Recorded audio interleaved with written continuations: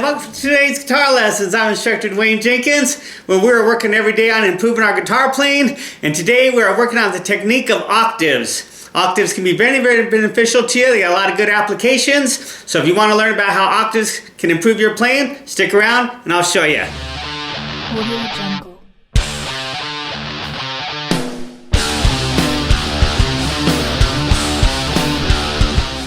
Okay, so we are currently working out of this book right here, Lead Guitar Wizardry Volume 1. Shows you all kinds of great techniques to improve your lead guitar playing, and octaves are one thing that can do that. They can also be great for your rhythm guitar playing as well. They can be used in both applications. Octaves are great because they have a lot of good applications, and we're going to take a look at that a little bit more in depth. Okay? All right, now octaves are great because there's a lot of cool things you can do with them, like I said. You can work on your hybrid picking, which is what we talked about last time in that last video, you know.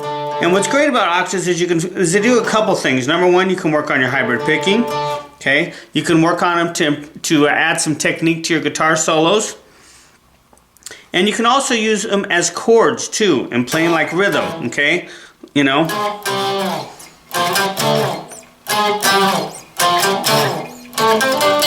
Okay.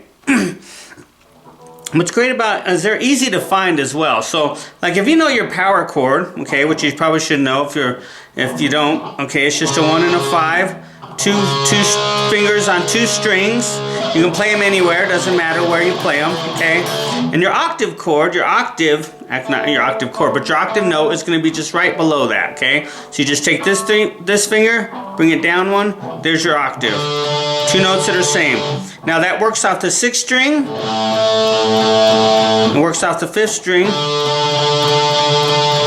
But it doesn't work off the 4th string because of the B string, okay? So if we notice, we put it here, we can see it doesn't sound right. So what we got to do for the B string is we got to bring it up a fret. Right there, like that, okay? That's just something you got to remember, okay? Now octaves are great, like I said, because they allow you to work on your hybrid picking, which is something we talked about last time.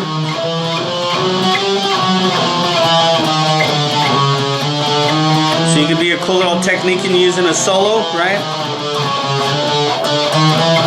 You can pluck the strings together at the same time. Okay? Or you can also use them for rhythm, you know? Like for instance in this song. If you notice, he's using an octave. 6th string, 6th fret on the 6th string to the 8th fret on the 4th string. Jimi Hendrix used a lot of the octaves in his songs, you know. It just kind of gives a different kind of tone. If you listen to a power chord, like let's say we play a power chord right here on the D power chord here at the 5th fret, 5th string, it sounds like that. But if we turn that power chord into an octave chord, it gives it a little bit brighter sound. See how it just gives kind of brighter sound?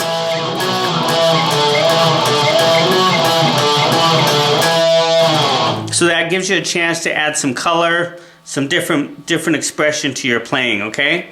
So remember, your octave note is going to be one down from a power chord. So if you know your power chords, you just take your 3rd finger, bring it down 1, and you're going to have your octave. And what that does also, it also improves your fretboard knowledge of where your notes are located, okay? So if you're ever wondering, like if you know where your notes are on the 6th string, which you should know, all you have to do is play a power chord, bring your 3rd finger down 1, and there's the same note on that string.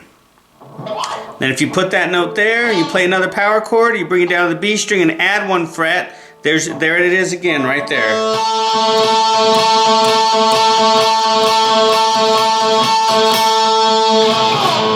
And then if you're on the B string, and you come over 2 frets, come up 2 frets, and all the way up to the 5th string, there's an octave right there as well. You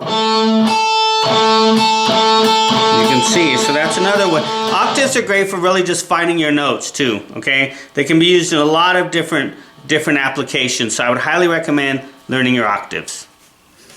Alright, so there we have it, a simple lesson on your octaves. This is actually lesson 28 in this book. harmony with octaves, and basically we learned in the last few lessons. You've been watching the videos. I would highly suggest you go back and check those out. We've been talking about the thirds. That's the 1 and the 3. You've got your 6. That's the 1 and the 6, and your octave is going to be the 1 and the 8, okay? Basically the same notes. You have that do, re, mi, fa, sol, la, ti, do. It's the do and the do, okay? And what you want to do is find these in different keys. You know, I showed it to you right here. If you're in the key of, like right here in D, I showed it. This is a D and this is another D. You play it here, this is an A and that's another A. If you play it here, that's a G and that's another G. You know, if you play it here, that's a F sharp and another F sharp right here. So just find them in different locations. That's what I'd highly recommend, is work on those octaves, find them in different locations, and it's really going to help you improve your fretboard knowledge. Really know where your notes are on the fretboard. That's a really main thing to learn. It's going to really help you out with your lead guitar playing, okay? So thank you so much for watching. I appreciate it. And if you do need some help with your lead guitar playing, I highly recommend you get this book. It's called Lead Guitar Wizardry Volume 1, and it shows you all the really cool techniques to get started playing lead guitar. And if you're kind of past that, you're looking for some new stuff to learn, you know, to add to your lead guitar playing, you can check out my second volume, Lead Guitar Wizardry Volume 2, where I go into the modes and more stuff on the pentatonics and some melodic sequencing and some advanced finger exercises and a little bit more advanced theory in this book here. So that's something you might want to take a look at. You can find those on Amazon and also in my eBay store, which if you buy it from there, I'll sign it for you. And next time we will be working on our next lesson in this book, which is, let's see, we talked about hybrid picking, some sweep picking, all right? So if that's something, stay tuned. Be sure to subscribe to the channel, hit the bell for future notifications, and if you have anything that you're working on, let me know in the comments below, or if you have any questions about what I'm teaching or anything like that, be sure to leave a comment below. And if you like the video, please sure to like the video. I appreciate that. That really helps me out. And until our next lesson, you, my friend, take care.